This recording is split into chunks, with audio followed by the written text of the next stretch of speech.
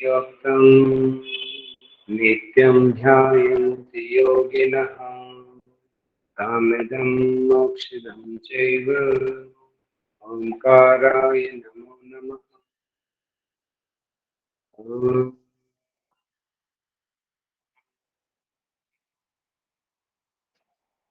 एक साथ प्रतिज्ञा करेंगे। मैं प्रतिज्ञा करता हूँ आजीवन यम नियम का पालन करूंगा।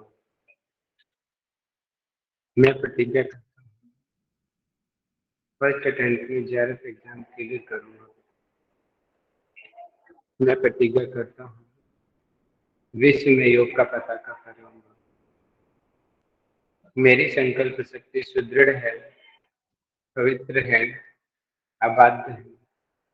ओम ओम ओम। मैं अपनी संकल्प शक्ति से सब कुछ कर सकता हूँ। ओम ओम ओम।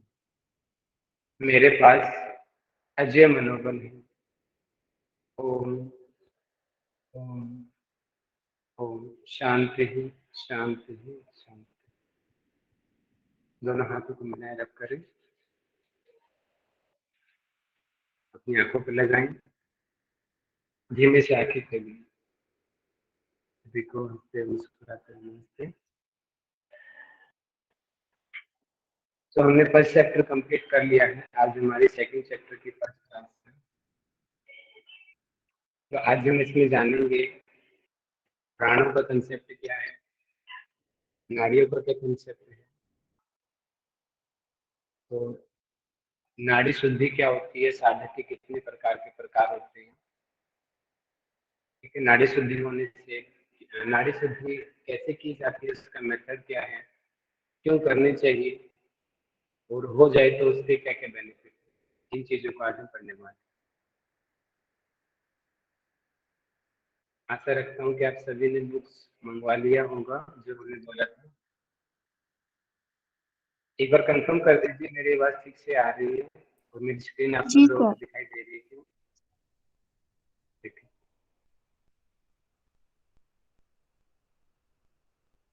है, स्टार्टिंग में मैं आपको कुछ इंट्रोडक्शन देना चाहूंगा। ये हमारे अटैक पर दीपिका से तो नहीं है, लेकिन इसको के बिना आप टॉपिक को क्लियर भी नहीं कर पाएंगे।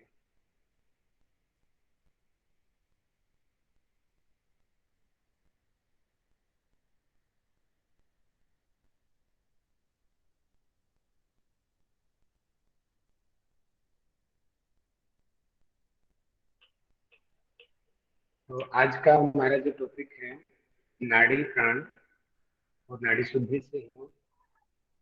आप सबको पता होगा कि शरीर में हार्दिक प्रदीपिका में 72,000 नाड़ियां बताई गई और शिव संहिता में 3.5 लाख नाड़ियां बताई गई। तो नाड़ियों को आप इस तरीके से आप समझ सकते हो कि जैसे कि जो ब्लड होता है हमारी बॉडी में, ब्लड जो ट्रेवल करता है वो ब्लड वेसल्स के जरिए हमारी पूरी बॉडी में ट्रेवलिंग करता है। जिसमें जब प्योर ब्लड होता है वो आर्टरी के जरिए, और जो इम्प्योर ब्लड होता है वो वेन्स के जरिए बॉडी में ट्रेवल करता है। तो ब्लड है जो लिक्विड फॉर्म में, जिसको हम देख सकते हैं। लेकिन इसी प्रकार जो प्राण है, जिसको सामान्य रूप से वायु के साथ में कंपैरिजन किया जाता है, एक्चुअल में वायु होती नहीं है, लेकिन समझने के दृष्टि से वायु के साथ उसको कंपेयर करते हैं।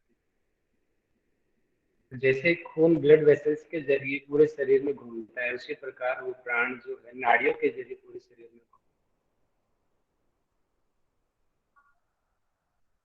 तो इस प्रकार से शरीर में उस प्राण को मूव करने के लिए टोटल 72,000 नाड़ियां होती हैं। और जो नाड़ियां, जो नाभि के नीचे जो कंदमूल का स्थान होता है, वो आगे हम पढ़ेंगे थर्ड चैप्टर में। कंदमूल के स्थान से वहां पे समस्त नाड़ियां वहां से निकलती, नाभि के नीचे होता है, तो पूरे शरीर में फैलती है। सर कुछ लोगों के मैसेज आ रहे हैं सर कि वॉइस ब्रेक हो रही है, क्योंकि हमारे यहाँ तो ठीक है, पर एक बार आप नेटवर्क चेक कर लीजिए सर। बहुत लोगों के मैसेज आए। नेटवर्क कट रहा है, बाकी लोग एक बार बताइए, बाकी लोग सुन पा रहे हो ठीक से? सर यस ऐसे सर, क्लियर आज वॉइस ब्रेक हो नहीं रहा आ है रही है। आवाज। सर आवाज कम जी भी सर, आ रही है, इसमें कम ज्यादा हो रही है आवाज। क्लियर नहीं है। मैंने ब्रेक भी हो रही है और लो भी आ रही है। मैंने तो चेंज कर दिया, नेटवर्क चेंज पता नहीं है का वाईफाई है कैसे वाईफाई नेटवर्क नहीं है। सर आवाज बहुत लो है, मतलब ऐसा लग रहा है कि आपकी तबीयत खराब हो, जैसे डल डल सा बोल रहे हो आप। नहीं नहीं नहीं ऐसा तो नहीं है सर आज शायद से अपने ना हेडफोन्स पहने हैं, मे बी उसकी वजह से भी हो रहा होगा, वो काफी बार दिक्कत आती है। आवाज गूंजती है सर, वो धीरे से क्लियर आती है। तो मैं इसको हटा दूँ ईयरफोन को, ये कह रहा था ना। चलो ठीक है, मैं हटा देता हूँ।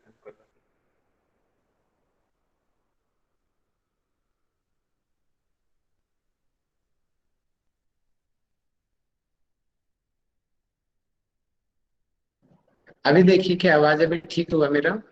हाँ हाँ हाँ सर, सर, अभी ठीक है। ना आवाज अभी नेटवर्क की दिक्कत तो नहीं आ रही है? नहीं जी सर। नो नहीं सर, सर अभी क्लियर है अब सर। ठीक है सर, बेटर है। Thank you okay sir. चलो मैंने ईयरफोन हटा दिया है, अब आपको ठीक आएगी। और मेरी स्क्रीन सब लोगों को विजिबल है ना? यस सर, सब यस सर। जी sir. Yes sir. Okay sir शुरुआत से बताइएगा। हाँ जी बता। देखिए अभी मैंने स्टार्टिंग का से बेसिक ही मैंने बताया है कि आज हम जो सेकंड चैप्टर में एंट्री कर रहे हैं वहाँ पे प्राण से रिलेटेड हम पढ़ने वाले हैं, क्योंकि सेकंड चैप्टर में प्राणायाम का और षटकर्म का वर्णन है। तो उससे पहले प्राण का कंसेप्ट आपको जानना बहुत जरूरी है। जो प्राण है, आप जिस तरीके से जो ब्लड बॉडी में मूव करता है वो ब्लड वेसल्स के जरिए मूव करता है, उसी प्रकार प्राण को मूव करने के लिए वेसल्स चाहिए, और उन वेसल्स को यहाँ पे नाड़ियां कहते हैं। तो टोटल 72,000 नाड़ियां होती है हमारे शरीर में, जो नाभि के नीचे जो कंध का स्थान होता है वहां से निकलते हैं। उस कंध को हम थर्ड चैप्टर में डिटेल में पढ़ेंगे। तो शिव संहिता में 3.5 लाख नाड़ियां बताई गई हैं, और हठ योग प्रदीपिका में 72,000 नाड़ियां हैं। ठीक है। और इन नाड़ियों में जो सबसे मेन जो नाड़ियां हैं, 3 नाड़ियां हैं, मैं उनका डायग्राम आपको दिखाता हूँ, अभी आपको समझने में आसानी रहेगी इसमें। तो नाड़ियां पूरे शरीर में फैली हुई हैं, और उन 72,000 नाड़ी में 3 नाड़ी सबसे मेन है जो आपको दिखाई दे रही होगी। सबसे मिडल में जो आपको दिखाई दे रही है, इसको सुषुम्ना नाड़ी बोलते हैं। और जो ये दिखाई दे रही है पिंगला नाड़ी, और ये है ईड़ा नाड़ी। ठीक है। राइट साइड सर में स्क्रीन प्रेजेंट कीजिएगा ना, वो छोटी दिख रही है साइड में, आपकी स्क्रीन मेन हो रही है, वो स्क्रीन में नहीं।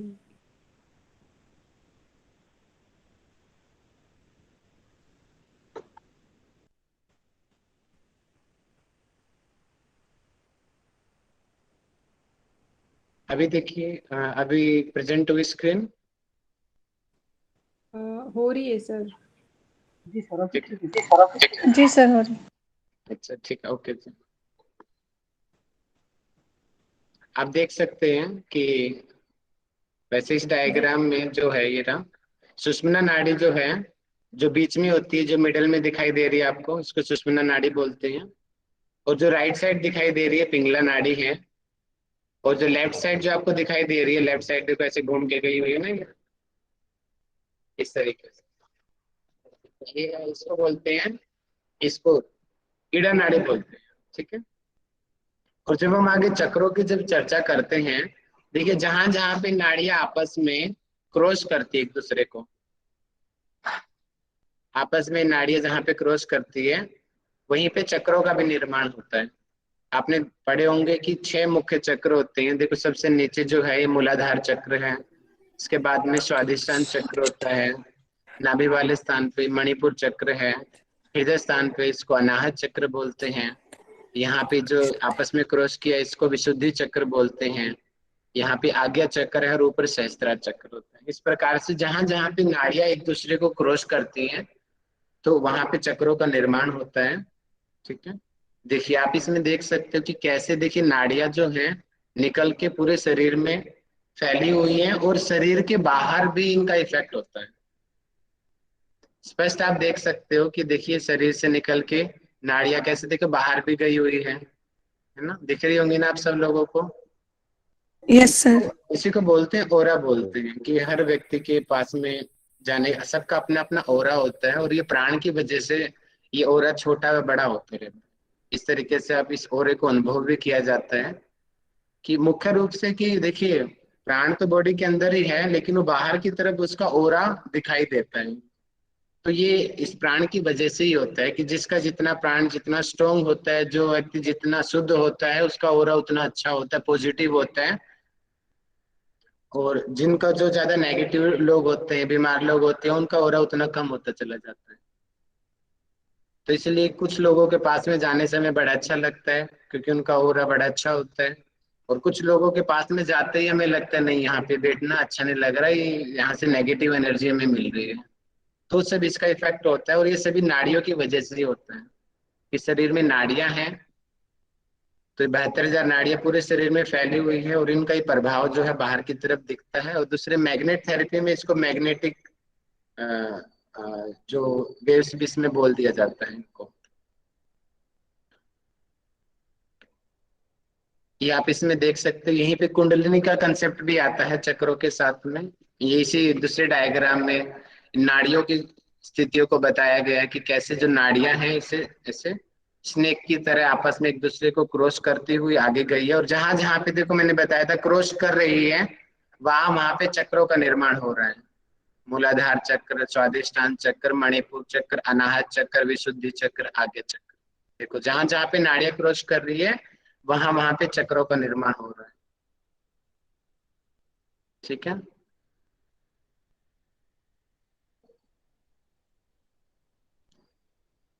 ये हम आगे पढ़ लेंगे, अभी नहीं पढ़ना हमें। अभी हम अपना आगे की पढ़ाई शुरू करते हैं। बेसिक हमारा मेन ये हो गया। अब हम आते हैं सेकेंड चैप्टर को हम स्टार्ट करते हैं। यहाँ पे क्या बताया गया कि अथासन दृढ़ योगी वसी हित मितासन है, गुरुपदिष्ट मार्गेण प्राणायामान संभसित। इसका मतलब क्या कहा गया कि प्राणायामान संभसित मतलब कि प्राणायाम का अभ्यास करना है। कब करना है? अथासन दृढ़ योगी, जब आसन आपका दृढ़ हो जाए। जो आप आसन आपने पीछे किया फर्स्ट चैप्टर में, आसन अच्छे से दृढ़ हो जाए आपका, उसके बाद में प्राणायाम का अभ्यास करना। उसके बाद में क्या करना? पहले आसन दृढ़ हुआ, वसी हित मितासन है। वसी का मतलब वश में करना। किनको वश में करना? इंद्रियों को वश में करना, सेंसेस को वश में करना। सामान्य रूप से प्रत्याहार से भी आप इसको कंपैरिजन कर सकते हो, इंद्रियों पे संयम करना। हित मितासन, हाँ, यानी कि हितकारी भोजन और अहितकारी भोजन, इस चीज का ध्यान रख के, जिसको हमने पथ्य भोजन और अपथ्य भोजन के नाम से पढ़ा था पिछले चैप्टर में। पथ्य अपथ्य। गुरुपदिष्ट मार्गेण, देखिए 3 चीज बताई है पहले, ये क्रम याद रखिए, पेपर में आएगा। पहले तो आसन हो, अच्छे से दृढ़ हो, इंद्रियों पे नियंत्रण हो, और हितकारी और अहितकारी भोजन में आपको पता हो कि हितकारी भोजन आपको लेना है और मिताहार लेना है। और उसके बाद में गुरु द्वारा निर्देश मार्ग से, गुरुपदिष्ट मार्गेण, जैसा गुरु ने कहा है, जैसा गुरु ने मार्गदर्शन दिया है, उस तरीके से प्राणायामन संभसित, प्राणायाम का अभ्यास करें। ये सीक्वेंस मिलती है, कैसे? प्राणायाम की सीक्वेंस है, पहले आसन, फिर इंद्रिया, फिर हितकारी अहितकारी भोजन, फिर गुरु के द्वारा बताया गया मार्ग, और उसके बाद में प्राणायाम। अब ये सेकंड जो श्लोक हम देखते हैं, ये है formula, how can we control our mind, formula of controlling mind. कि ये बड़ा उलझन रहती है कि माइंड को कैसे कंट्रोल करें। इसका फॉर्मूला दिया गया है कि चले बाते चलम चित्तम निश्चले निश्चलम भवेत योगी स्थानोपमापनोति ततो वायम निरोधयेत। एक मैं एग्जांपल से आपको समझाना चाहता हूँ इस चीज को। आप लोग बताएंगे, श्वास पर श्वास से तुलना की गई है हमारे मन की स्थिति के साथ में। तो आप ये बताएंगे मुझे कि जब हमें गुस्सा आता है या हम कोई एक्साइटमेंट का लिए कोई चीज करते हैं, तो हमारी श्वासों की गति क्या होती है? सर तेज हो जाती है, बढ़ जाते हैं। या हमारा जब एक तरीके से जब हम अंदर से कुछ बेचैन होते हैं, उस समय क्या होती है हमारी श्वास प्रश्वास? बढ़ जाता है। बढ़ जल जाती है। श्वास प्रश्वास की गति बढ़ जाती है। बढ़ जाती है। और जब हम मेडिटेशन की हाई स्टेज में होते हैं, आप लोगों ने अभ्यास किया होगा या देखा होगा, उस समय क्या होती है श्वास प्रश्वास की गति? सर बहुत स्लो हो जाती है। उस समय छोटी हो कम हो जाती है। जाती है। अब ये कंसेप्ट देखिए, जब हमें गुस्सा आया, जब हम एक्साइटेड हुए तो हमारी सांस की गति भी बढ़ गई, और जब हम रिलैक्स हुए अच्छे से हमारी सांस की गति कम हो गई। ये इसका मतलब यहाँ पे मन के साथ में है कि जब जब हमारी, इसी को उल्टा देखो, आप उल्टा देखो, जब जब हमारी श्वास की गति बढ़ रही है तब तब हमें गुस्सा आ रहा है या हम एक्साइटेड हो रहे हैं, हमारा मन अस्थिर हो रहा है। भाग मिल्खा भाग में देखते नहीं हो, जब मिल्खा सिंह भागने को होता है तो अपने श्वासों को बढ़ाता है ताकि वो जोश लेके आ सके। अक्सर स्पोर्ट्स में भी यही किया जाता है, जब एक्साइटमेंट का काम होता है ना, कुश्ती करना हो या करना हो, तो एक तरीके से श्वास प्रश्वास को बढ़ाया जाता है ताकि वो क्या करें, उनके अंदर जोश बढ़े। आप भी जब कोई हैवी वेट उठाते हो तो आप भी एक दो बार लंबा सांस लेते हो, फिर उन चीजों को उठाते हो। मतलब कि सांस का कंसेप्ट हमारे मन के साथ भी है, सीधा सीधा कंसेप्ट है। जब जब सांस की गति बढ़ेगी तब तब हमारा मन थोड़ा अस्थिर हो जाएगा, और बोलते हैं भैया नहीं, फोकस हो, कॉन्सेंट्रेट ऑन योर वर्क। और वो कब हो सकता है? जब हम रिलैक्स होंगे। तो वही फॉर्मूला यहाँ पे बताया गया है कि चले वाते चलम चित्तम निश्चले निश्चलम भवेत योगी स्थाणुत्तमापन होती ततो वायु निरोधयेत। चले वाते, जब तक वायु चंचल है, चलम चित्तम यानी कि चित्त को सामान्य रूप से मन बोलते हैं। जब जब वायु चंचल है मतलब कि तेज चल रही है, तब तक हमारा चित्त भी चंचल हो जाएगा, मन भी हमारा अस्थिर हो जाएगा। ठीक है, योगी स्थान। और निश्चले, निश्चले मतलब कि जब हमारी वायु स्थिर हो जाएगी तो निश्चलम, निश्चलम का मतलब हमारा चित्त भी स्थिर हो जाएगा, मतलब कि माइंड भी रिलैक्स हो जाएगा। और वायु को कैसे कंट्रोल किया जाता है आगे बताया कि योगी स्थान उत्तमापन होती। इसीलिए स्थानों का मतलब होता है रिलैक्स होना, स्थिर होना, स्टेबल होना एक जगह पे। इसीलिए योगी लोग जो हैं वायु निरोधयेत प्राणायाम करते हैं। तो प्राणायाम क्यों करते हैं ये चीज समझ आई? क्योंकि प्राण का, वायु का सीधा कंसेप्ट हमारे मन के साथ, हमारे चित्त के साथ में है। और योग की अवस्था में, समाधि अवस्था में जाना है, और हमारा जब चित्त स्थिर होगा तभी हम वहां पे जा सकते हैं, उस स्टेज को हम तभी पा सकते हैं। इसीलिए योगी लोग प्राणायाम का अभ्यास करते हैं। प्राणायाम करेंगे तो वायु स्थिर होगी, वायु स्थिर होगी तो चित्त स्थिर होगा, चित्त स्थिर होगा तो हमारा ध्यान अच्छे से लगेगा, और ध्यान अच्छे से लगेगा तभी तो समाधि को पाएंगे। ये सीक्वेंस समझ आ रही है ना कि क्यों प्राणायाम करना चाहिए? याद रखना, ये इंपॉर्टेंट श्लोक है, ये याद कर लेना श्लोक। सर एक बार रिपीट करेंगे? सर योगी लोग प्राणायाम इसलिए करते हैं कि चित्त शांत हो। हाँ था जी, ना सर आपने? बिल्कुल जी, बिल्कुल चित्त शांत करने के लिए किया जाता है। पहले दोनों इंपॉर्टेंट श्लोकों में आते हैं। नंबर 3 प्राण का महत्व बताया गया यहाँ पे। यावद् वायु स्थितो देहे तावत् जीवन मुच्यते मरणम तस्य निष्क्रांति ततो वायु निरोधयेत। आपसे मैं क्वेश्चन पूछता हूँ, मैं जिंदा हूँ, इसकी पहचान बताओ, क्या पहचान है? मैं जिंदा हूँ, सांस चालू चलेगी। मेरी श्वास प्रश्वास चल रही है। और मरने पे क्या है सबसे बड़ा सिम्टम, क्या सामने आता है? कोई आदमी मर गया है, बंद हो बॉडी जाएगी। ठंडी हो श्वास प्रश्वास बंद हो जाएगी, बाद में अपने आप हृदय धड़कन, सर्कुलेशन, सब चीजें बंद हो जाएगी। मेन ये है, ये चल रही है तो आदमी जिंदा है, और ये नहीं चल रही तो आदमी मर गया। सर एक प्रश्न है। हाँ जी, जैसे किसी ने कहा कि प्राणवायु बाहर निकल जाती है मरने के बाद, तो क्या सारे प्राण निकल जाते हैं या फिर कोई विशेष? सभी निकल जाते हैं। धनंजय प्राण बाद में निकलता है, बाकी निकल जाते हैं। जी सर। सर और एक धनंजय क्वेश्चन था। कुछ 2-3 घंटे बाद निकलता है, उसका काम होता है बॉडी को गर्म करना, बाकी Yes, प्राण sir. निकल जाते हैं जी। हम जब प्राणायाम करते हैं तो राइट हैंड की प्रणव मुद्रा क्यों करते हैं? सामान्य रूप से जो है ना लेफ्ट साइड से शुरुआत करना शुभ माना जाता है हमारी भारतीय संस्कृति में भी, ठीक है। तो इसीलिए राइट हैंड को उठाएंगे तभी तो लेफ्ट से स्टार्ट हो पाएगा, ठीक है। और लेफ्ट का संबंध हमारी ईड़ा नाड़ी से भी है, तो इसलिए पहले हम स्थिर होएंगे तभी तो हम कुछ करेंगे, ठीक है। ये क्वेश्चन आगे का था, आगे हम चर्चा करेंगे। ओके, तो कोशिश कीजिए कि जो टॉपिक चल रहा है वहीं से क्वेश्चन पूछा जाए। ठीक है। यावत वायु स्थित देह, यानी कि जब जब शरीर में वायु है तब तक जीवन है, तब तक हम जिंदा है। मरणम तस्य निष्क्रांति, जब हम मर जाएंगे तो वायु नहीं रहेगी, सीधा सा व्यास है। इसीलिए उस वायु को बढ़ाने के लिए प्राणायाम का अभ्यास करो।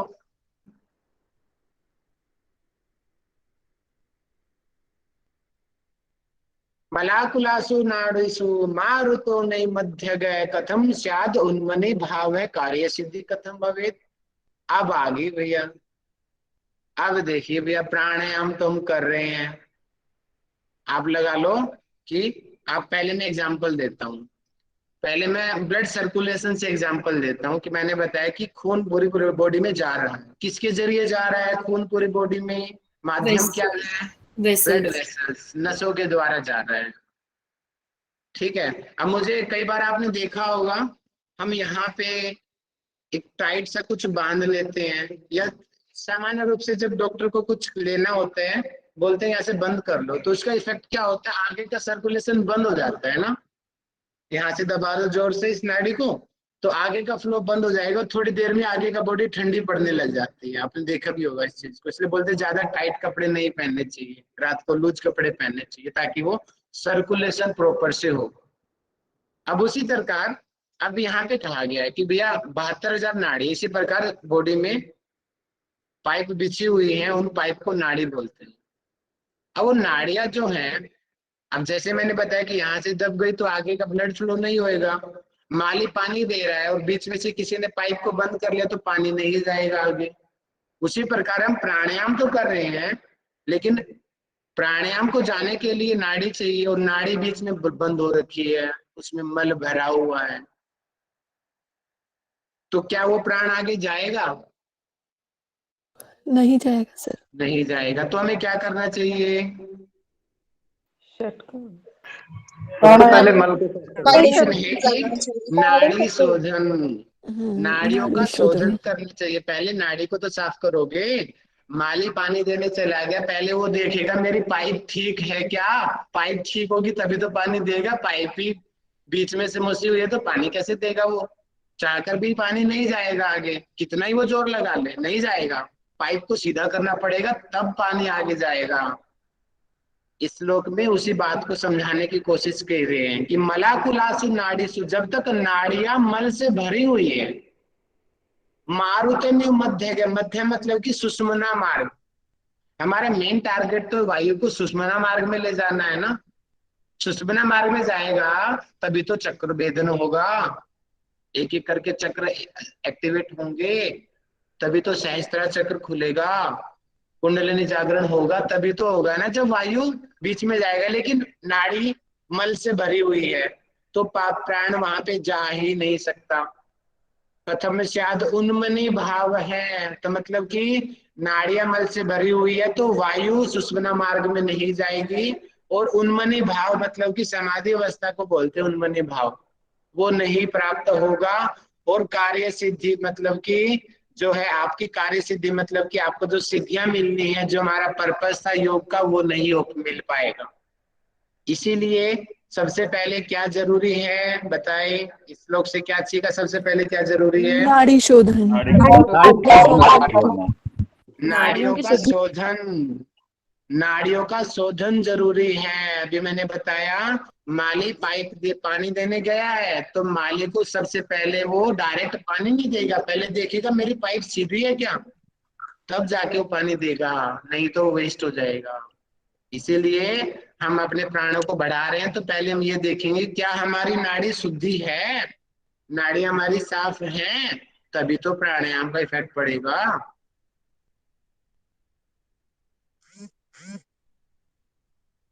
आगे क्या कहा कि शुद्धि में यदा सर्वम नाड़ी चक्रम मलाकुलम तदैव जायते योगी प्राण संग्रहण क्षम।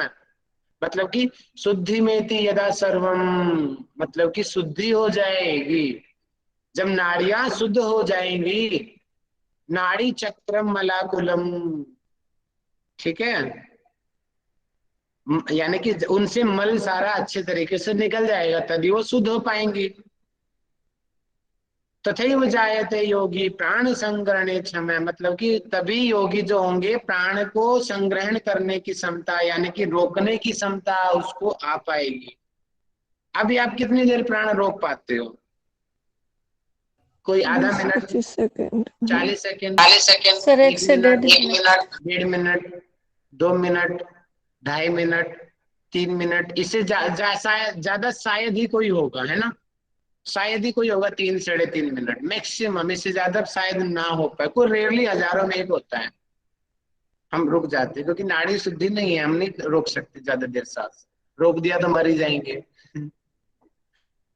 तो मतलब कि इसलिए कह रहे हैं कि रिकॉर्ड पता है किसी को?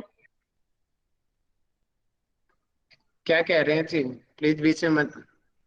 तो हम जो कह रहे हैं कि हमें केवल कुंभक करना, हमें समाधि अवस्था में जाके बैठ जाना है 2-2 घंटे तक, 1-1 दिन तक बैठ जाना है। अब वहां पे सांस भी नहीं आ रहा है, धरती में बैठ गए हैं, ऑक्सीजन वहां पे है ही नहीं, लेकिन योगी लोग फिर भी जिंदा रहते हैं। क्यों? क्योंकि उनको अंदर रोकने की क्षमता है, इसलिए वो लोग जिंदा भी रहते हैं, मरते भी नहीं है। लेकिन हम तो नहीं रह सकते क्योंकि हमारी नाड़ी ही शुद्धि नहीं है, तो हम कैसे वो प्राण रुकेगा हमारे शरीर में, कैसे केवल कुंभक लगेगा? तो इसलिए पहले नाड़ियों का शोधन बहुत आवश्यक है। प्राणायामम तथा कुर्यात नित्यम सात्विक कया धिया यथा सुषुम्ना नाड़ी स्था मला शुद्धि पर्यंति च। इसका मतलब क्या कि प्राणायामम तथा कुर्यात, उसके बाद में, किसके बाद में? नाड़ी शुद्धि के बाद में नित्यम, प्रतिदिन करना चाहिए, सात्विक धिया, मतलब कि बुद्धि सात्विक यानी कि सात्विक बुद्धि के साथ करना चाहिए। भागवत गीता में आता है ना, बुद्धि के 3 प्रकार होते हैं, 17वें चैप्टर में बताया गया है, सात्विक बुद्धि, राजसिक बुद्धि, तामसिक बुद्धि। सात्विक बुद्धि वो होती है जो लोगों का भला करे, राजसिक बुद्धि वो होती है जो स्वार्थ लेकर आए, तामसिक बुद्धि वो होती है जो दूसरों का शोषण करे। सात्विक बुद्धि अपना भी कल्याण हो और समाज का भी कल्याण हो, वो सात्विक बुद्धि। राजसिक बुद्धि, मेरा क्या बेनिफिट हो रहा है, सिर्फ स्वार्थ के लिए कार्य करना, राजसिक बुद्धि। तामसिक बुद्धि, स्वार्थ भी हो और सामने वाले का शोषण भी हो, तो वो हो गया तामसिक। तो बोला कि प्राणायाम करो, कौन सी बुद्धि के साथ करो, ये क्वेश्चन बन सकता है पेपर में, तो इसका आंसर क्या है? कौन सी बुद्धि के साथ प्राणायाम करें? सात्विक। सात्विक बुद्धि के साथ नित्यम, नित्य करना चाहिए। और जब हम ऐसा करेंगे यथा, तब सुषुम्ना नाड़ी स्था मला शुद्धि पर्यंति च। सुषुम्ना नाड़ी के अंदर प्राण का संचार होगा और सुषुम्ना नाड़ी के अंदर जो मल भरा हुआ है वो हट जाएगा, और सुषुम्ना नाड़ी के अंदर से मल हट गया मतलब कि चक्रों का भेदन हो गया, कुंडलिनी जागरण हो गई। एक तो है बाहर की नाड़ियों का शोधन, एक है सुषुम्ना की नाड़ी का शोधन। तो नाड़ी शुद्धि का अभ्यास जब किया जाता है तो बाहर की नाड़ियों का शोधन होता है।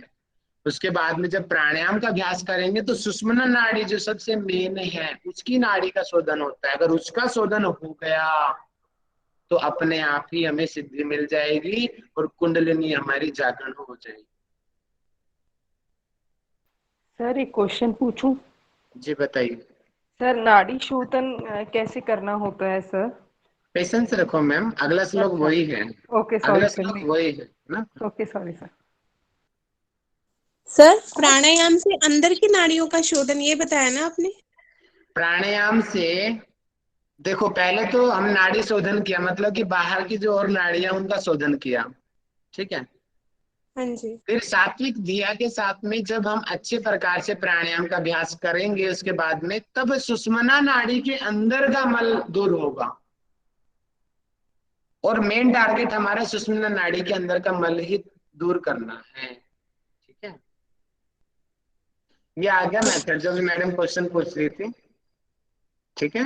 कि नाड़ी शुद्धि क्वेश्चन बनता कि करे कैसे।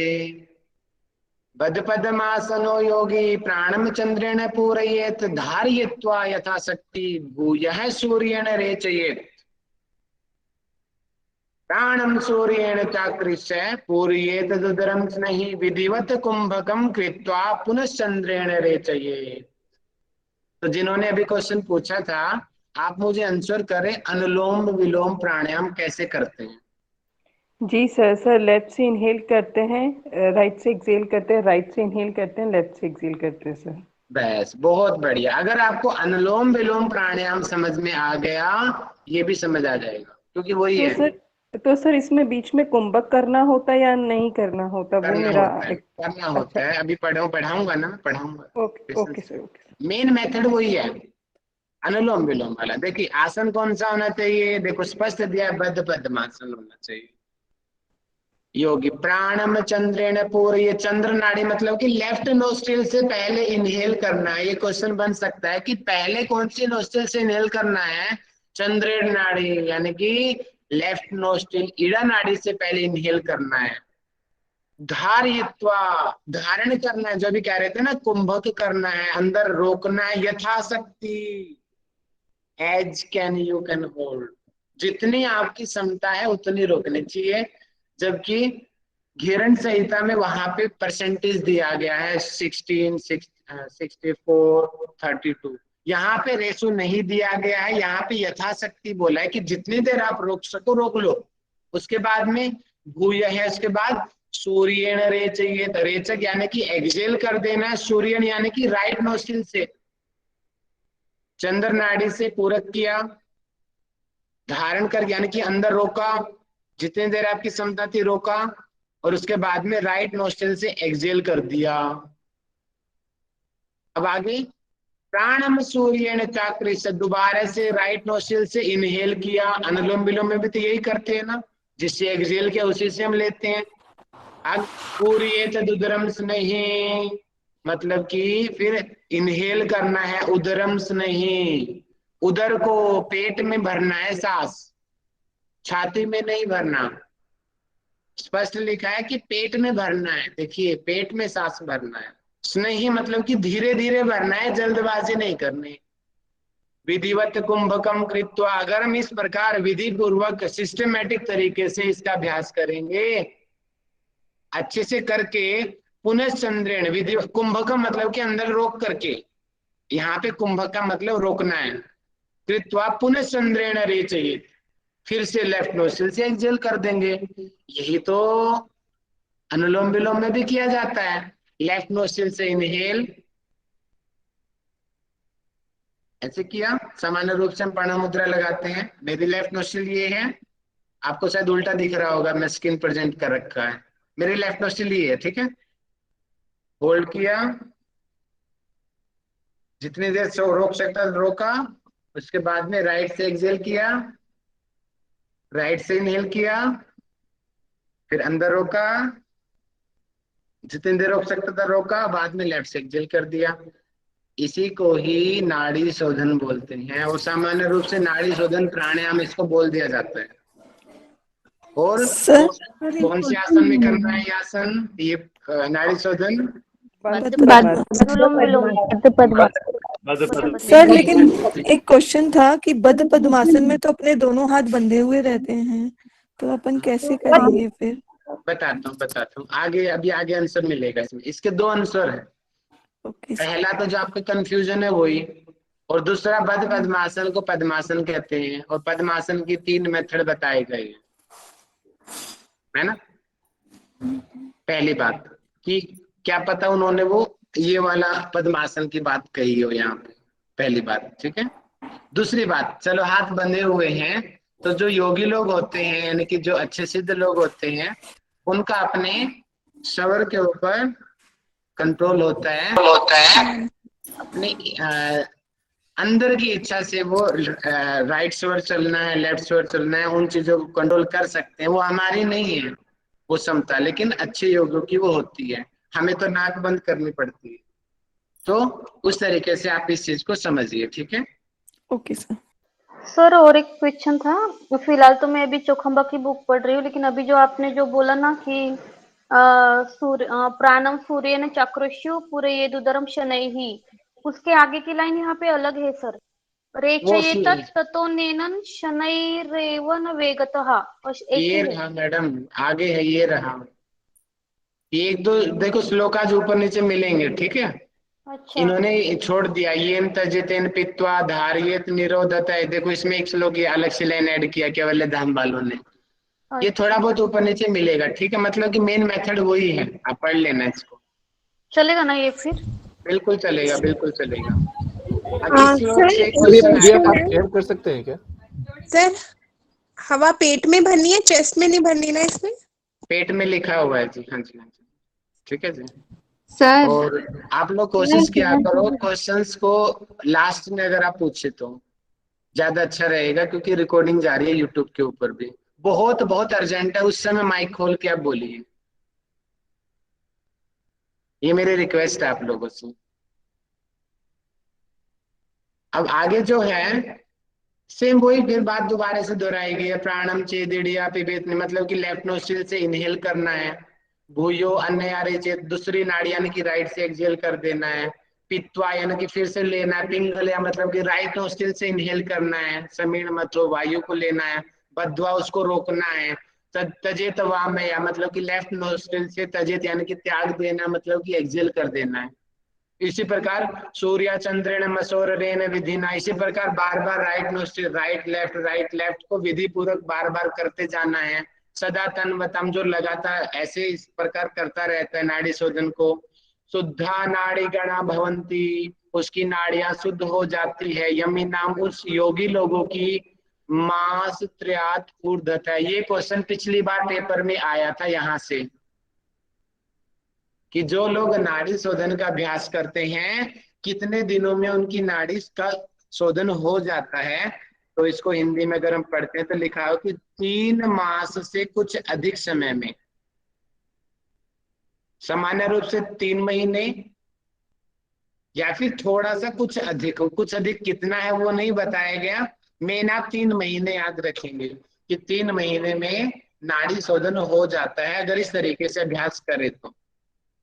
अब आगे क्वेश्चन उठता है कि कितना अभ्यास करें एक दिन में, उसका आंसर अगले श्लोक में दिया गया है। प्रातः मध्य दिने सायं अर्धरात्रे च कुंभकान शनैयसीति पर्यंतम चतुर्वारम संभसेत। मतलब कि कब कब अभ्यास करें। रात है, ये क्वेश्चन पेपर में आ चुका है। सुबह करो, मध्य दिने दोपहर में करो, साय इवनिंग में करो, अर्धरात्रि में करो, कुंभकान इस कुंभक का अभ्यास करो, मतलब कि जो भी मेथड बताया गया है। शनई अशीति पर्यंतम, धीरे धीरे करना है। अशीति यानी कि 80 बार करना है, 80 बार। चतुर्वारम 4 बार करना है एक दिन में। संभसेत अभ्यास करना है। अब ये बताओ, जनरल नॉलेज का क्वेश्चन है ये। इन्होंने कहा कि एक दिन में, सॉरी मैं एक लाइन बनाता, एक दिन में 80 बार करने को बोला है। 1 2 3 और 4, ये हो गया हमारा मॉर्निंग, ठीक है। ये हो गया हमारा आफ्टरनून, ये हमारा हो गया इवनिंग, और ये लास्ट वाला हो गया हमारा मिडनाइट, ठीक है। 4 बार करने के लिए बोला है, ठीक है। तो और टोटल 80 बार बोला है, तो एक बार में कितना डिवाइड आया? 20 बहुत बढ़िया। ये क्वेश्चन पेपर में आ चुका है। पूरे दिन में 80 बार करना है, तो इसका मतलब मॉर्निंग में 20 टाइम्स, आफ्टरनून में 20 टाइम्स, इवनिंग में 20 टाइम्स और मिडनाइट में 20 टाइम्स, ठीक है। इसको समझने की कोशिश कीजिए आप। अब ये आ गया अगला क्वेश्चन, तो श्लोक कि साधक के प्रकार। कनीयसी भवेत् स्वेदः कंपो भवति मध्य में उत्तमे स्थानमापनोति ततो वायुं निबंधयेत। कनीयसी मतलब कि 3 प्रकार के साधक होते हैं, 3 प्रकार के। ए से होता है अध्यम कोटि के साधक, ठीक है। एम से मैं लिखता हूं मिडल कोटि के साधक, और यू से लिखता हूं उत्तम कोटि के साधक। अब देखो इन्होंने क्या बताया कि कनीयसी भवेत् स्वेदः, जो मध्य कोटि के साधक होते हैं उनको पसीना आएगा, ऐसे यानी कि स्वेटिंग। कंपो भवति मध्य में, जो मध्य कोटि का साधक होगा उनकी बॉडी में वाइब्रेशन आएंगी, वी से वाइब्रेशन, कंपन होगी। उत्तमे स्थानमापनोति, जो उत्तम कोटि का अभ्यास होगा या साधक होगा तो स्थान मापन होती। यहाँ पे 2 अर्थ निकलते हैं। पहला अर्थ जो उस योगी का शरीर हवा में उठ जाएगा, और दूसरा अर्थ जो इन्होंने लिया गया है कि जो प्राण है ब्रह्मरंध्र में पहुंच जाएगा। इसको आप इस डायग्राम से समझिए।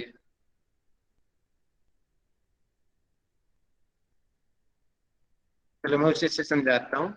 ये रहा, ठीक है। देखिए बताया गया है, देखिए अधम कोटि का साधक स्वेटिंग आएगा, पसीना आएगा, ठीक है। मध्य कोटि का साधक कंपन होगी, वाइब्रेशन। और उत्तम कोटि का साधक की प्राण ऊपर उठेगा, ठीक है। लिफ्ट, एल लिख दिया मैंने, प्राण। प्राण देखिए, अब आप देखिए कि बाहर से अंदर आ रहे हैं कि देखिए जब जो स्टार्टिंग के अभ्यास मतलब कि पसीना तो बाहर आता है स्किन में, स्थूल शरीर पे काम किया जा रहा है। मिडल कोटि का साधक वाइब्रेशन मतलब कि उसका प्राण अंदर से कुछ कुछ काम करने लग गया, अंदर एक्टिवेशन होने लग गया बॉडी में, तो कंपन होने लग गई। और उत्तम मतलब कि जो यहाँ का नीचे का प्राण था अब वो ऊपर उठ रहा है सुषुम्ना मार्ग में, और ऊपर ब्रह्मरंध्र में जा रहा है। और ऊपर जाएगा तो अपने आप ही कुंडलिनी जागरण हो जाएगी, चक्र हमारे एक्टिवेट हो जाएंगे। तो ये यहाँ पे बताया गया है। ततो वायु निबंधयेत, इसीलिए वायु का निरोध करना चाहिए, अर्थात प्राणायाम करने चाहिए। प्राणायाम का महत्व चल रहा है सभी अभी तक ये। अब जब ऐसा हो जाएगा, ये क्वेश्चन पेपर में आ चुका है ये वाला, याद कर लेना इस श्लोक को अच्छे से। जब हमारा अच्छे प्रकार से नाड़ी शोधन हो जाएगा तो क्या क्या इफेक्ट पड़ेगा। जलेन शर्म जाते ने गात्र मर्दन माचरेत दृढ़ता लघुता चैव तेन गात्र से जायते। अच्छा, यहाँ पे बताया गया है कि जलेन शर्म जाते न मतलब कि जब अधम कोटि के साधक है, अभी हम लोग अधम में ही आते हैं, हम सभी ऑलमोस्ट, ज्यादातर अधम से भी नीचे हम तो पसीना आएगा। अब उस पसीने का क्या करना है, श्रम जातन यानी कि जो अभ्यास करने से जो पसीना आया है, गात्र मर्दन माचरित, उसको शरीर पे मर्दन यानी कि रगड़ लेना है। जैसे हम तेल की मालिश करते हैं ना, ऐसे ही प्राणायाम से जो पसीना आता है उसको वेस्ट नहीं करना, उसको शरीर में मालिश करनी है। जब ऐसा करेंगे तो क्या होगा, दृढ़ता लघुता चाहिए, शरीर हमारा दृढ़ हो जाएगा, सॉलिड हो जाएगा, ताकतवर हो जाएगा। लघुता यानी कि शरीर में हल्का हो जाएगा, मोटापा कम हो जाएगा। और लघुता चाहिए तेन गात्र से जायते, इसीलिए उसको शरीर पर रगड़ना चाहिए। किसको रगड़ना चाहिए जल्दी बताओ, किसको रगड़ने की पसीने को रगड़ने की बात हो रही है। और ये पसीना कैसे पैदा हुआ, कैसे उत्पन्न हुआ, प्राणायाम करने प्राणायाम करने से पसीना पैदा हुआ। उस पसीनों को मालिश करनी है शरीर पे। जब उसकी मालिश करेंगे तो शरीर में दृढ़ता आएगी, लघुता यानी कि हल्कापन आएगा, इसीलिए पसीना मसलना चाहिए। आगे क्या बताएंगे सर इसमें प्राणायाम की जगह पे नाड़ी शोधन ही आएगा ना, फिर प्राणायाम थोड़ी आएगा। इसमें दोनों आएंगे मैडम, क्योंकि नाड़ी शोधन को भी वहां पे कुंभक के रूप में तुलना की गई है, और इसको आप दोनों से कंपेयर कीजिए, ठीक है, प्राणायाम से भी और नाड़ी शोधन से भी, दोनों से, ठीक है। सर प्राणायाम और कुंभक दोनों सेम ही होते हैं या कुछ अंतर होता है? प्राणायाम और कुंभक, ठीक है, ये थोड़ा डीप क्वेश्चन है। इसका एक्चुअल सामान्य रूप से इनको एक समझा जाता है, लेकिन वास्तव में इन दोनों के अंदर बड़ा अंतर ये है कि कुंभक जो है दो प्रकार के होते हैं, सहित कुंभक और केवली कुंभक। इस चैप्टर के लास्ट के श्लोक आज पढ़ लेना, वहां पे इसका अंतर मिलेगा, सहित कुंभक और केवल कुंभक। सहित कुंभक के अंदर 8 प्रकार के कुंभक बताए गए हैं, सूर्य भेदी, उज्जाई, शीतकारी, शीतली, भस्त्रिका, भ्रामरी, ठीक है, मूर्छा और प्लावनी, ये अष्ट कुंभक बताए गए हैं। फिर ये 8 प्रकार के कुंभक होते हैं। उन 8 प्रकार के जो कुंभक होते हैं उनको ही प्राणायाम बोलते हैं। और जो सहित कुंभक और केवल कुंभक होते हैं वो ऊपर के कुंभक, यानी कि वो कुंभक हाई लेवल के हैं, और जो नीचे वाले जो सब डिवीजन बने हुए हैं 8, उनको ही हम प्राणायाम से तुलना कर देते हैं। मतलब कि सहित कुंभक को प्राणायाम कहते हैं, और केवल कुंभक सहित कुंभक से अलग होता है, वहां पे पूरक रेचक नहीं होता, वहां पे सिर्फ होल्डिंग होती है। ठीक है जी। जी सर। आगे बताया गया कि श्लोक नंबर 14 में, अभ्यास काले प्रथमम सस्तम क्षीराज्य भोजनम तथोभ्यासे दृढ़ीभूते न तादृंग नियमग्रह। मतलब कि अभ्यास काले प्रथमम, अभी आप लोग अभी नए नए हो, शुरुआत में सस्तम क्षीराज्य भोजनम मतलब कि दूध घी आदि को लेना चाहिए। क्षीर यानी कि दूध, आज्य यानी कि घी, यानी कि दूध घी आदि से युक्त उत्तम आहार लेना चाहिए। पथ्य पथ्य आहार का ध्यान रखना चाहिए, क्या खाना है क्या नहीं खाना, कब उठना कब जागना, इन चीजों का ध्यान रखना है शुरुआत में, जब आप अभ्यास करना शुरू किया है। और जब आपका अभ्यास बढ़ गया है, आपको 4-5 साल हो गए, आपका अच्छे से सिद्धियां भी मिलने लग गई है, उसके बाद में बोलते हैं कि तथोभ्यास दृढ़ीभूत, जब आपका अभ्यास दृढ़ हो गया है, न ताद्विंग नियमग्रह, उसके बाद में इस तरीके के नियमों को पालन करना कोई जरूरी नहीं है। शुरुआत में नहाना बहुत जरूरी है, लेकिन योगी लोग जो 24-24 घंटे साधना करते हैं, वो अगर नहाने के लिए बैठेंगे तो उनका टाइम वेस्ट हो जाएगा। इसलिए बोलते हैं अगर आपका अभ्यास सिद्ध हो जाएगा, उसके बाद में इस प्रकार के ये जो है नियम आपके लिए वर्जित हैं। जरूरी नहीं है आपको करे या ना करे, लेकिन सामान्य रूप से हमें इन नियमों का पालन करना चाहिए। अब प्राण को कैसे कंट्रोल करें उसकी तुलना की गई है कि प्राण को कैसे हम रोके। जैसे कि आप देखते हो शेर, हाथी, बाघ सर्कस में होते हैं ना, उनको कैसे कंट्रोल किया जाता है, कोई बताएगा? किसी ने देखा हो, किसी का अपना अनुभव, कैसे कंट्रोल करते हैं? रिंग मास्टर के सर, पिंजरे में बांध के। रिंग मास्टर के पिंजरे में बांध दिया, लेकिन पिंजरे से खोलते ही तो खा जाएगा, लेकिन सर्कस में तो खाता नहीं है, वो तो उनका दोस्त होता है, खेलता है। वो ऐसा क्यों हुआ? सर धीरे धीरे सिखाते हैं, हंटर से कंट्रोल करते हैं। अच्छा, आप जंगल में चले जाओ हंटर लेके, क्या वो आपकी बात मान लेगा? धीरे धीरे से उसका फ्रेंडशिप करते वो अपने कंट्रोल में करते हैं। अभ्यास के द्वारा हाँ, धीरे बचपन अभ्यास के द्वारा धीरे धीरे बचपन से वो पालना शुरू किया होगा। बचपन से पालते हैं, धीरे धीरे करके उनकी दोस्ती बनाई जाती है, तब जाकर के वो उसकी बात मानते हैं। अरे शेर तो क्या, कुत्ते से लगा लो, गली का कुत्ता आपकी बात मानता है? नहीं मानता। लेकिन जो पाला हुआ कुत्ता हुआ था, वो बोलते हैं बैठ जाओ, बैठ जाएगा, बोलेंगे जा वहां चला जाएगा। पाला हुआ कुत्ता मानता है ना बात हमारी? क्यों मानता है वो? क्योंकि धीरे धीरे वो आदत पड़ी।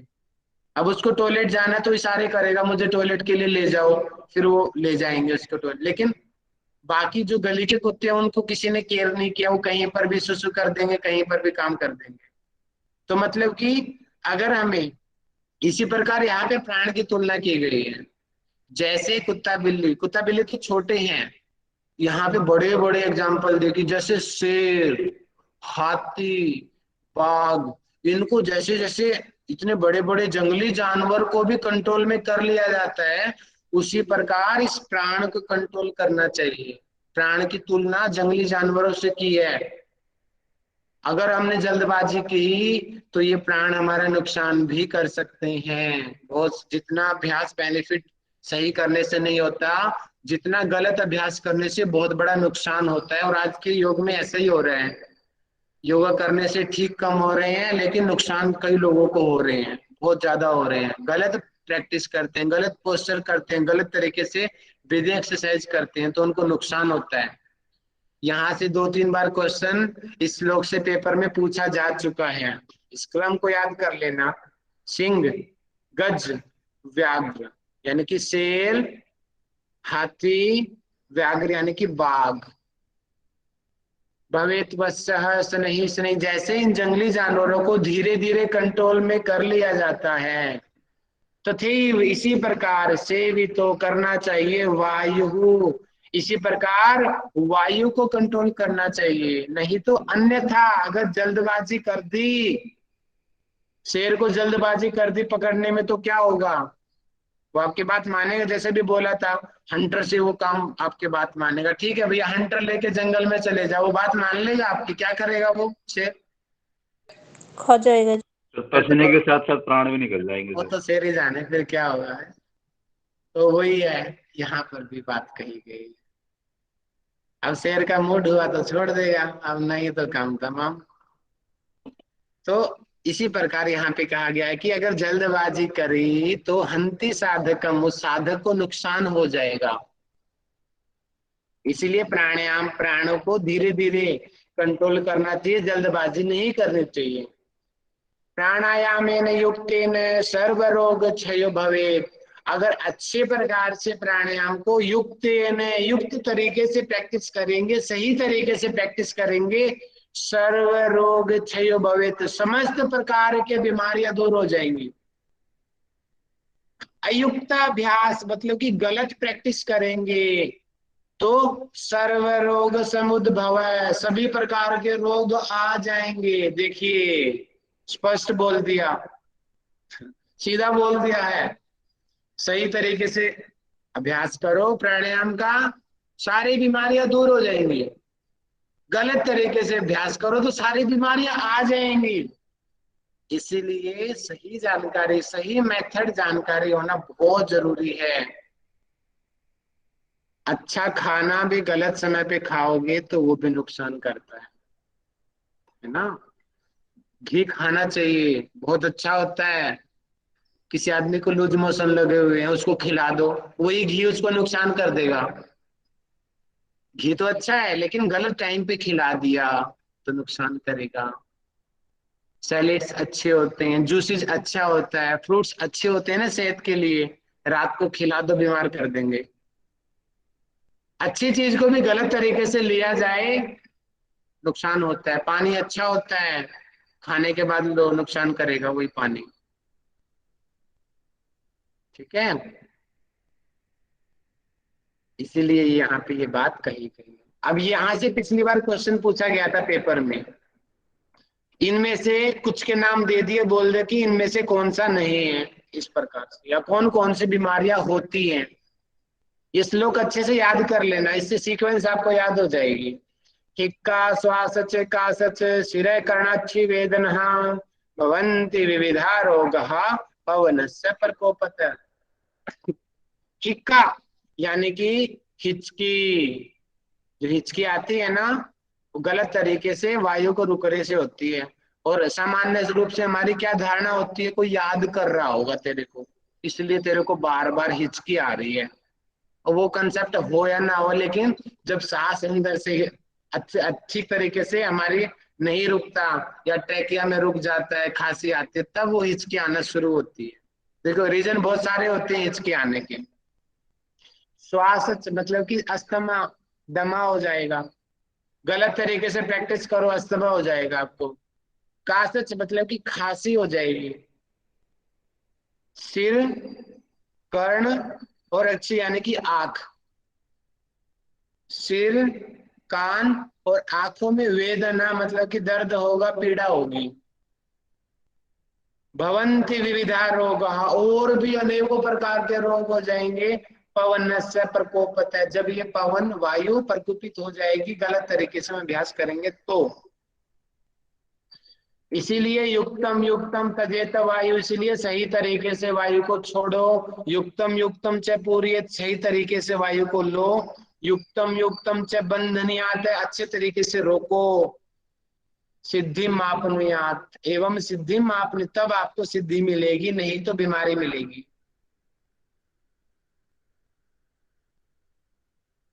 यदा तो सर नाड़ी, कई लोग अभी भी परमिशन मांग रहे हैं आने की। परमिशन अब तो ना दूं सर, टाइम ही हो गया अब तो। क्या कह रहे हो मनोज जी? मैं तो बोल रहा हूँ कई लोग अभी भी परमिशन मांग रहे हैं क्लास में आने की। मत दो, अलाउड मत बार बार करो। कौन है ये? रुको, इसको ऐड करो, मैं बात करता हूँ अभी इससे। इतने बार मना कर दिया इसको इस बार ऐड करना, ठीक है? मैं बात करता हूँ इससे। यदा तो नाड़ी शुद्धि स्यात् तथा चिन्हानि बाह्यते कायस्य कृष्टा कांतिस् तथा जायते निश्चितम। कि यदा तो नाड़ी शुद्धि स्यात्, जब नाड़ी शुद्धि हो जाएगी, स्यात् चिन्हानि बाह्यते, तब क्या होगी? शरीर के बाहर लक्षण पैदा हो जाएंगे, बाहर से दिखने लगेगा कि हाँ इसकी नाड़ी शुद्धि है। कायस्य कृष्टा कांति, ये नाड़ी शुद्धि के लक्षण चल रहे हैं। कि नाड़ी शुद्धि के लक्षण क्या है, पेपर में पूछा गया था ये। कायस्य कृष्टा, काया पतली हो जाएगी, कांति तेज आएगा, जायते निश्चितम, ठीक है? और आगे क्या है? यथेष्ट धारणम वायु, जब नाड़ी शोधन हो जाएगी तो अच्छे प्रकार से वायु को रोकने की क्षमता आ जाएगी। अनलस्य प्रदीपनम, जठराग्नि अच्छे से प्रदीप्त हो जाएगी। नादा विभक्ति आरोग्यम, नाद सुनने लगेगा। आरोग्यता मतलब कि बीमारियां नहीं रहेंगी। जायते नाड़ी शोधनात्, इसीलिए नाड़ी शोधन करना चाहिए। यानी कि नाड़ी शोधन को करने से कितने बेनिफिट लिखे हैं? शरीर पतला हो जाएगा, कांतिमान हो जाएगा, जितनी देर रोकना चाहे उतनी देर वायु रुक जाएगी, जठराग्नि प्रदीप्त हो जाएगी, नाद सुनने लगेगा, इसी और बीमारियां नहीं आएंगी। इसीलिए नाड़ी शोधन करना चाहिए। अब यहाँ से षट कर्म के श्लोक शुरू होते हैं, तो यहाँ से मैं आपको कल पढ़ाऊंगा। 21 से लेकर सर के ये 40-41 तक क्वेश्चन था। अपने आप थोड़ा पढ़ लेना, तो कल का टॉपिक आपको थोड़ा जल्दी समझ आ जाएगा। तो आज के लिए इतना ही। और अब आप अपने मेन आप डाउट ले लीजिए, उसके बाद में मैं क्वेश्चन पूछूंगा। जाना मत अभी, ताकि मैं क्वेश्चन अच्छे से पूछ सकूं। सर ये अभी आपने जो नाद बोला, ये किस चीज का नाद सुनाई देगा? अच्छा, आप शायद पहली बार पढ़ रहे हो। चौथे चैप्टर में अंदर के नाद आते हैं, हम पढ़ेंगे। जब इसका 4th चैप्टर आएगा, इनको डिटेल पढ़ेंगे। नाद का मतलब होती है अनाहत ध्वनि, वो ध्वनि जो अंदर से उत्पन्न होती है। जैसे मैंने अभी ताली बजाई, ये बाहर से आपने सुनी ताली बज रही है, इसी प्रकार ताली अंदर भी बजेगी। आंखें बंद करके हमें अंदर से घंटा, घड़ियाल, घंटी कोई बजा रहा है, कोई वीणा बजा रहा है, ऐसी ऐसी ध्वनि हमें सुनाई देंगी। वो होती है नाद, नादानुसंधान, और वो हाई स्टेज पे वो चीज होती है, ठीक है? ओके ओके, ठीक है, थैंक यू। भैया नाड़ी शोधन अकेले करने से शरीर पतला होता है, साथ में तो जी, आसन भी नाड़ी शोधन करने से, हाँ जी, नाड़ी शोधन करने से होता है शरीर पतला। देख लो, अकेले नाड़ी शोधन करने से। भैया ये हिंदी वाला पीडीएफ ऑनलाइन मिलता है क्या? आवाज नहीं आ रही जी, अमित जी दोबारा बोलिए। मैं ये पूछ रहा था कि ये जो हिंदी वाला आप जो रेफर कर रहे हैं हठयोग प्रदीपिका, ये ऑनलाइन मिलेगा क्या पीडीएफ? हाँ जी मिल जाएगा, अमेजोन पे भी मिल जाएगा, कहीं पर भी ले लोगे, ठीक है? ठीक, थैंक यू सर जी। हाँ जी दिव्या जी बोलिए। ऐसा जब हम लोग प्राणायाम करते हैं, तो आपने कहा कि लेफ्ट नॉस्ट्रिल से सांस लेंगे और फिर एक्सहेल करेंगे, और जब राइट नॉस्ट्रिल से लेंगे तो हम लोग उसको पेट में हवा भरेंगे, है ना? ऐसा, हाँ, तो ऐसा क्यों ऐसा लिखा है कि लेफ्ट नॉस्ट्रिल से लेंगे तो क्यों नहीं पेट में भरेंगे? वो दोनों में आएगा, कॉमन सेंस की बात है। बाद में शब्द डाल दिया, उसका मतलब पहले में भी पेट में भरना था और बाद में पेट में भरना है। ठीक है, तो कॉमन सेंस की बात है, ठीक है जी। चलिए मैं अपने क्वेश्चन पूछना शुरू करता हूँ। आप लोग अब जिसके डाउट है वो लास्ट में पूछेंगे, अभी मेरे क्वेश्चनों का आंसर करेंगे मैसेज में सभी, और जिसको मैं बोलूंगा वो माइक कैमरा खोल के आंसर करेगा। सभी लोग तैयार हो जाओ। चलिए, तो सबसे पहले हमने पढ़ा था, तो आप लोग बताएंगे कि प्राणायाम करने से पहले किन किन चीजों को करना जरूरी है, जो पहले ही श्लोक में बताया गया था। टाइप करके बताएं जल्दी से। नहीं, एक सीक्वेंस बताई थी। पूरा मैसेज टाइप करो, पूरा मैसेज। हाँ, अमित जी ने पूरा टाइप किया। अमित जी बताइए माइक खोल के। सर जो मुझे याद है उसके हिसाब से सबसे पहले है कि आसन को स्थिर करना है, फिर उसके बाद हितकारी भोजन के बारे में बताया, फिर उसके पहले इंद्रियां कंट्रोल के बारे में बताया। तो सबसे पहले स्थिर आसन, फिर इंद्रियों का कंट्रोल, फिर मिताहार, हितकारी भोजन, एंड देन गुरु के मार्ग से निर्देशित और गुरु द्वारा निर्देशित। Very good, very good. और उसके बाद में हम आगे ऐड कर देंगे, तो नाड़ी शोधन भी ऐड कर सकते हैं वहां पे। ठीक है जी, ठीक है, धन्यवाद। बहुत बढ़िया, वेरी गुड। अब आगे मुझे बताएंगे, मन को कंट्रोल करने का एक फॉर्मूला बताया गया है। हैंड रेज करें।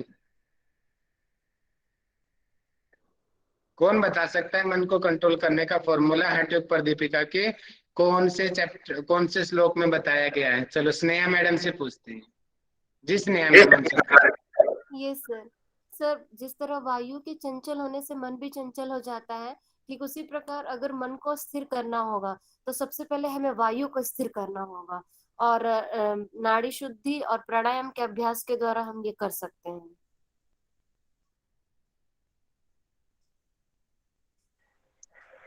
सर आप म्यूट है।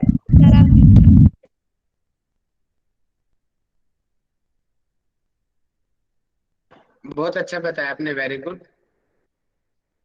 और कोशिश किया करो अपना आंसर कैमरा खोल के दें तो ज्यादा अच्छा रहेगा।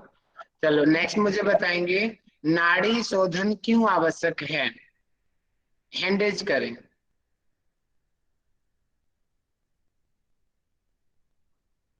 नाड़ी शोधन क्यों आवश्यक है? पुष्पलता जी से पूछते हैं। चलो जी पुष्पलता जी बताएं फ्रेंड्स। सर नाड़ी शोधन, जो 72,000 नाड़ियां है उनकी शुद्धि करने के लिए नाड़ी शोधन आवश्यक है। बाकी लोग मैसेज में आंसर दे सकते हो। और बताओ जी, और क्यों जरूरी है? मैं तो बताओ नाड़ी शोधन का।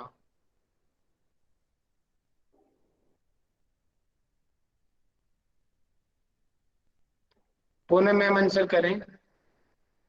जी सर, हमारी नाड़ियों में अगर मल होगा तो मल से प्राण मध्य मार्ग से नहीं जाएगा, फिर उन्मनी भाव नहीं आएगा, और जो हमारा लक्ष्य है वो हमें हासिल नहीं होगा योग का। बहुत बढ़िया, बहुत बढ़िया। एक दो पॉइंट और भी बनते हैं यहाँ पे। मैं चाहूंगा सविता मैडम बताएं बाकी के और पॉइंट को।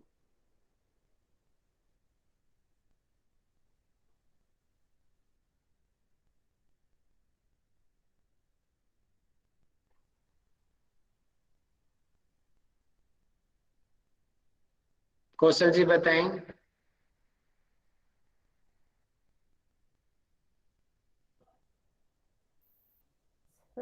इससे हमारा जो प्राण है वो वायु और मन, अगर प्राण और वायु दोनों ही कंट्रोल में हो जाते हैं तो मन और इंद्रियां अपने आप ही कंट्रोल में।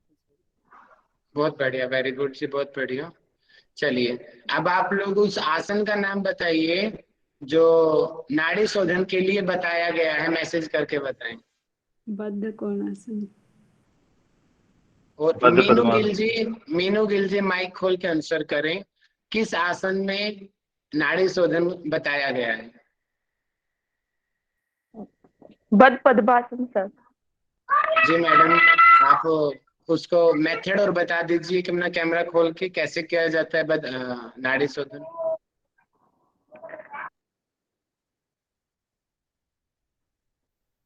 मीनू गिल जी बाहर चली गई हैं, ठीक है। तो सुरभि जी बताएंगे कैसे नाड़ी शोधन किया जाता है। भैया सबसे पहले तो पद्मासन में योगी को बैठना है और जो चंद्र नाड़ी बायां नथुना है उसे श्वास को अंदर लेना है और अपनी शक्ति अनुसार रोकना है। फिर जो सूर्य नाड़ी है राइट नॉस्ट्रिल उससे बाहर निकालना है और यही वाइस वर्सा करना है। हाँ, एक आधा चक्कर बताया, पूरा चक्कर दोबारा से लेना है, वो चक्र को करते रहना। हाँ दोबारा से लेना है, मतलब इसी को लेफ्ट से लेके रोकना है, राइट से छोड़ना है, ठीक है फिर राइट से मैसेज लेना करके है। बताएंगे सर कि सर एक कैमरा दिन में सर मैं कैमरा मैसेज, ऑन कर रही थी तो एकदम से डिलीट हो गई कोई थी बात नहीं मैं। मैडम, कोई बात नहीं, कोई बात नहीं। चलो आप आंसर करो। चलो बाकी लोग मैसेज करें कि एक दिन में कितनी बार प्राणायाम करने चाहिए। हाँ जी मीनू मैडम बताओ। 4 बार सर, और 20-20 बार एक टाइम में, टोटल 80 बार सर। ठीक है, और 4 एक नाम भी बताया गया है, दिन का कौन कौन सा समय है वो? सर एक तो सुबह का समय, एक दोपहर का और शाम का, और एक मध्य रात्रि। वेरी गुड, बहुत बढ़िया, बहुत अच्छा आपने बताया, वेरी गुड। ये हो गया हमारा। अच्छा अब सर साधक के ये 4 बार आएगा या 80 बार आएगा? फिर प्राणायाम कितने बार करना चाहिए पूछेंगे तो? पूरे दिन में 80 बार करना चाहिए, ठीक है, और वो 80 बार को 4 बार में डिवाइड करके करना चाहिए, ठीक है। राहुल जी, मध्य रात्रि मतलब रात्रि मिड नाइट में किस टाइम पे? मध्य रात्रि सामान्य रूप से 12 बजे को बोलते हैं। 10 जी बजे के बाद में रात्रि आ जाती है, आगे जाकर वही होता समय मध्य रात्रि का। जी, थैंक यू। चलिए अब आप मुझे बताएंगे कि साधक के प्रकार बताएंगे, मैसेज करके बताएं कि अलग अलग प्रकार के साधकों में क्या क्या लक्षण होते हैं।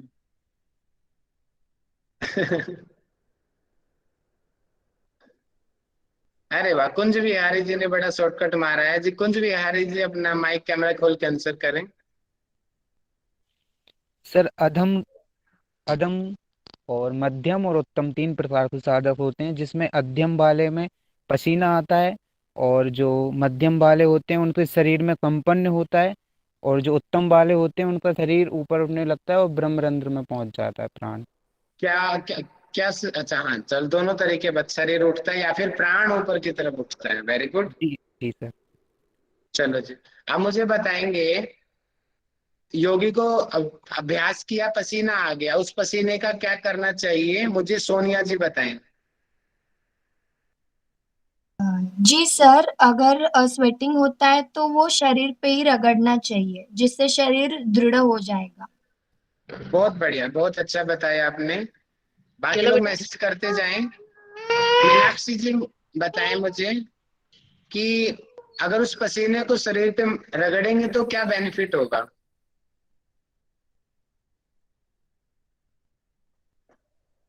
सर पसीने को शरीर पे रगड़ेंगे तो क्या बेनिफिट मिलेगा। बाकी मैसेज करो, मैसेज भी देख रहा हूँ स्क्रीन पे। नहीं बता रही है मीनाक्षी जी। दिव्या जी बताएं। दृढ़ता और लघुता आएगी। वेरी गुड, दृढ़ता और लघुता आएगी। वेरी गुड, बहुत बढ़िया, बहुत बढ़िया। अब ये बताएंगे, मैसेज करके बताइए, किन लोगों को नियमों के पालन करना आवश्यक नहीं है। किन लोगों को नियमों का पालन करना आवश्यक नहीं है, मैसेज करके आंसर करें। Very good. तृप्ति जी ने मैसेज किया है, तृप्ति जी अपना माइक खोल के अपना आंसर करें। सर जो नए अभ्यासी लोग हैं उनके लिए कोई भी पालन करने की जरूरत नहीं होती है सर, प्राणायाम करते समय। दोबारा से आंसर करें, मेरा क्वेश्चन क्या है तृप्ति जी? थोड़ा सा कंफ्यूज हो गए आप, हल्का सा कंफ्यूज हो गए। हाँ सर, शायद गलत दे दिया मैंने आंसर। थोड़ा सा चूक गया। महेश जी आंसर करें। सॉरी। कोई बात नहीं, कोई बात नहीं, हो जाता है, एकदम से माइक खोलने को बोलते हैं ना, कुछ भी हो सकता है। महेश जी बताइए। कई लोग तो माइक भी नहीं खोलते डर के, आपने खोला तो वो बड़ी बात है। विकास जी बताइए। विकास जी, इतना टाइम मत लगाया करो भैया। जी विकास जी बताओ। माइक बंद है आपका, माइक खोल के बताओ। सर उत्तम कोटि के साधक। ठीक है, उत्तम कोटि के साधक भी आंसर सही है आपका, वेरी गुड, ठीक है। जी सर। अब मैसेज करके बताइए, कुछ प्राण को कुछ जीवों के साथ तुलना करके बताई गई है, वो कौन कौन से जीव हैं, ये पेपर में पूछा गया था। मैसेज करें। अरे वाह, पहले से ही तैयार था मुकेश जी का, वेरी गुड। चलो मुकेश जी माइक खोल के बताओ। जी नमस्ते सर। जी मुकेश जी। इसमें शेर, हाथी और बाघ को जैसे धीरे धीरे अभ्यास के साथ वश में किया जाता है, ऐसे ही प्राण को भी धीरे धीरे वश में करना अभ्यास के साथ। अत्यंत शीघ्रता के साथ साधक को हानि हो सकती है। हरियाणा की आन बान शान कहाँ से मुकेश जी आप? जींद से हूँ सर, इधर हिसार से हूँ, मायका जींद है और ससुराल हिसार है। अरे बाप रे, हमारे घर के आदमी निकले आप तो। अपना कैमरा खोल के आगे का बताइए, अगर गलत अभ्यास किया तो क्या होगा? सर गलत अभ्यास करने से अनेक प्रकार के सभी प्रकार के रोग आएंगे, और लेकिन किंतु गलत सभी प्रकार के रोग आएंगे और सही अभ्यास करने से सब प्रकार के रोगों से मुक्ति मिलेगी। बहुत बढ़िया जी, अरे हरियाणा के लोग इंटेलिजेंट हो गए हैं, बहुत बढ़िया। अब बताएंगे, मैसेज करके बताएंगे कौन कौन सी बीमारियां हैं जो गलत अभ्यास करने से आती हैं।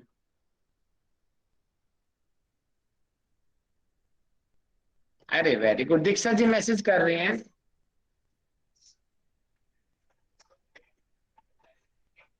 हाँ सर। जी दीक्षा जी आंसर कीजिए। So actually, yeah, the answer what I have written is the same one: hiccups, asthma, and cough, headache, and there is one more related to the current or ear, eyes. I'm not sure about that. Oh, okay, ma'am. Okay. Yeah, you are saying right, exactly right, but one or two point you have missed. Okay. Next, same question, Surbhi ji. Same question, please tell. Yeah. हिचकी, sorry आपने मुझे कहा या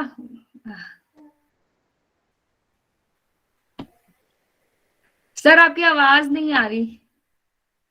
दो सुरभि है, चलो आप ही बता दो। चलो सुरभि जी। सर हिचकी आएगी, अस्थमा, खांसी, सिर में दर्द, कान और आंखों के रोग। ठीक है जी, बहुत बढ़िया। दूसरी सुरभि जी आंसर कर रहे हैं आप। दूसरी सुरभि जी। नमस्ते सर। आप बताओ नाड़ी शुद्धि के लक्षण। आप भी अपना चेहरा दिखा दो, कैसे दोनों सुरभि को मैच करेंगे।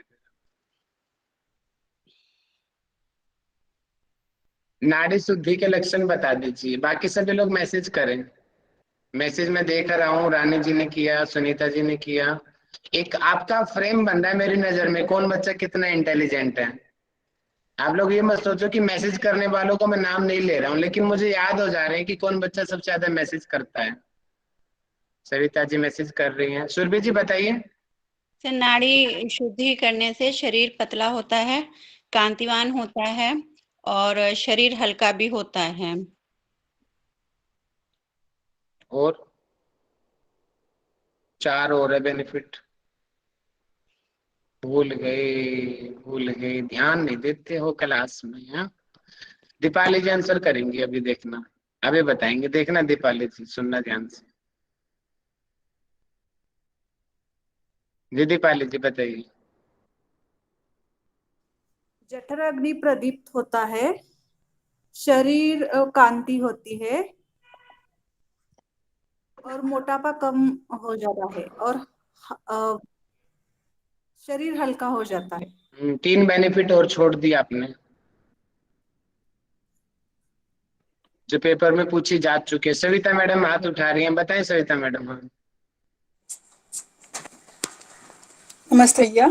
नाड़ी शुद्धि के अभ्यास से, नियमित अभ्यास से काया जो है पतली हो जाती है, कांतिमान होती है, श्वास रोक सकते हैं, हम कुंभक लगा सकते हैं। नियमित नाड़ी शुद्धि का अभ्यास करने से हमारी जठराग्नि प्रदीप्त होती है और हम नाद का अनुभव करते हैं, मतलब अंतरनाद जो है अनाहत नाद की तरफ हम बढ़ते हैं। इससे हमें आरोग्य की प्राप्ति होती है, तो हमें बहुत बढ़िया लाभ होता है। और देखो मैसेज में रीता जी ने तो कंप्लीट ही टाइप कर दिया, रीता पांड्या जी ने, वेरी गुड।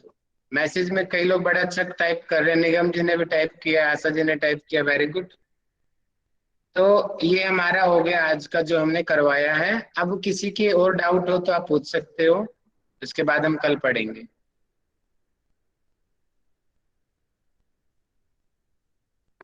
बाकी शाम